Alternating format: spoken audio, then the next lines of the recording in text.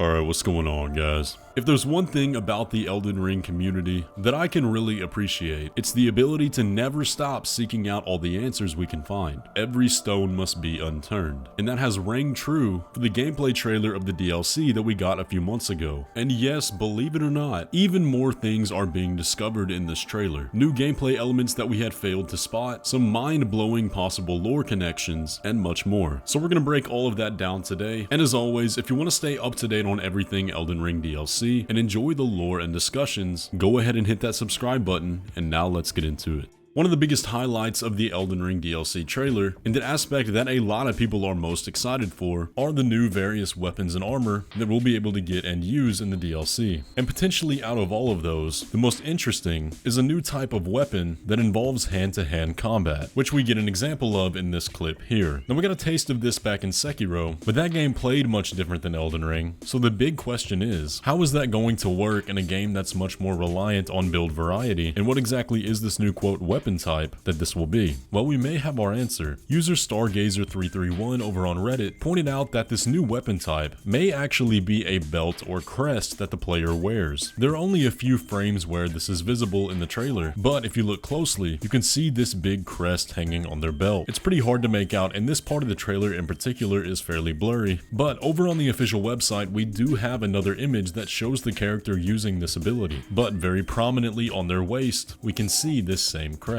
It's got a very fleur-de-lis design, much like many other things we see throughout the trailer, but what stands out is how different it looks to the actual armor the player character is wearing. One point of contention to this though, is that it does look like in both shots, they're wearing the same top armor, although the character on the left does appear to have some sort of necklace that's not visible in the character on the right, so that does mean there are some inconsistencies here. However, neither of them are wearing anything out of the ordinary on their hands or boots, and this crest stands out so much, and is the common denominator between both shots. So chances are that is our new weapon type. Now I bet varying ability to ability and combat style to combat style, the crest on the belt will look different, because I imagine a PvP scenario where you're going up against somebody that's using these hand-to-hand combat skills, but if the crest or belt was all the same, you'd have to sit there and guess what kind it's going to be. Now that's pure speculation on my part. It's possible that you could just assign the different skills to this one belt, but for the fashion sense, I hope we get some different ones. Now that being said, it's not a guarantee that this is what it is. This could just be a coincidence that they both happen to have this crest, but chances are I think this belt is our new weapon type based on the fact that champions of boxing or MMA are represented by a belt. But for as big as Elden Ring already is, it's hard to imagine just how much new content we're going to get with the DLC, which means that in the next month before it comes out,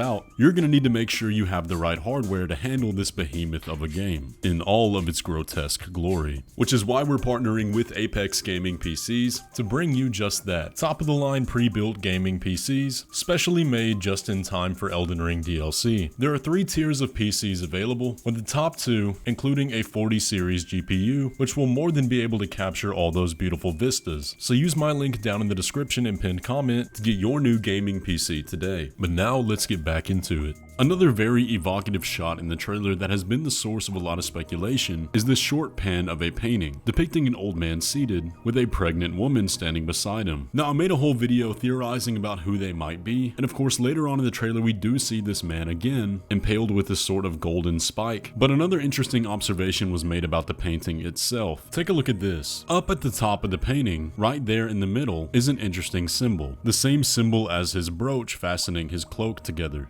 But if we draw a line down the middle here, we realize we're only seeing 2/3 of the painting. There's a whole section of the painting here that's so dark that we can't see it. But if we blast the exposure, we can make out a few details. There appears to be some sort of table next to him with a bowl and then some kind of column in the background, with the middle of all of that very smudged, as if the paint has been rubbed off. Now you're probably thinking, okay, well, why does that matter? It's probably just darkened for the sake of cinematic effect, with no important details in that section. Well, back in the day we had the original Summer Games Fest trailer for Elden Ring, our first look at gameplay, and in that trailer we had a similar shot, with a zoom in of Tanith and the Crucible Knight in Volcano Manor, panning up to focus on the painting of Rykard in the background. and everything seems normal. However, this was not the same painting we got in the final game. The painting in the trailer has all of the snakes edited off of Rykard. You can see there's no snakes coming up from the bottom and none wrapping around his arm. This was very deliberately hidden, and you can see that the painting on the left appears much darker and much more smudged, just like we see the one in the DLC trailer. So I think the painting we see in the trailer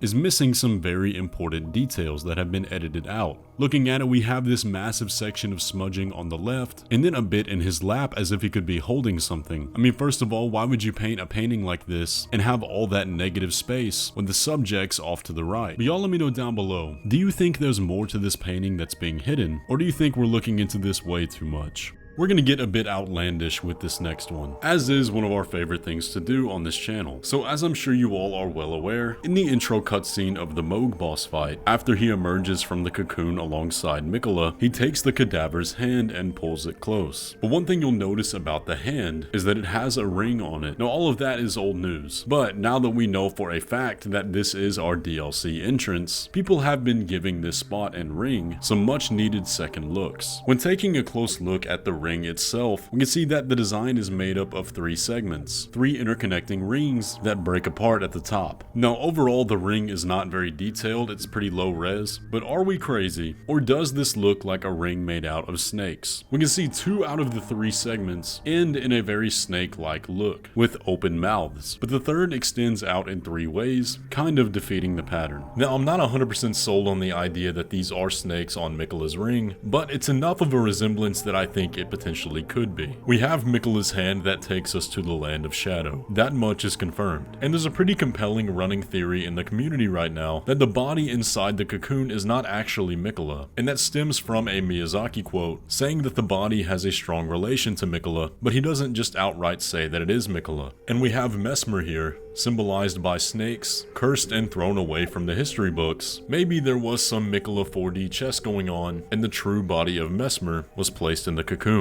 It makes for an interesting thought, and I'm not sure I buy it yet, but there are some other fascinating observations about Messmer that I think could play into that a little bit. Take a look at this fire that he wields, and how these black tendrils emerge before being engulfed in flame. Some of you guys pointed out to me that it looks pretty similar to the way Moog the Omen emerges before the fight down in the Shunning Grounds, where we see this sort of cloud of shadow and then little red particles of cinders coming off of them. And I do think there's something interesting here. It's also hard not to notice a similarity between Blood Flame and certain instances of Messmer's flame. In this shot here, we can see the fire go outward, but also what looks like blood trail a little bit beforehand. It's a very oily look, but Messmer's flame as a whole is very weird to me. It's almost like it has aspects of every kind of fire we see in Elden Ring that has that sort of orange tint. It's got the black underglow of Destined Death, the bright orange of Giant's Flame, and also that sort of liquid red that we see in Blood Flame. I'm not quite sure what to make of it.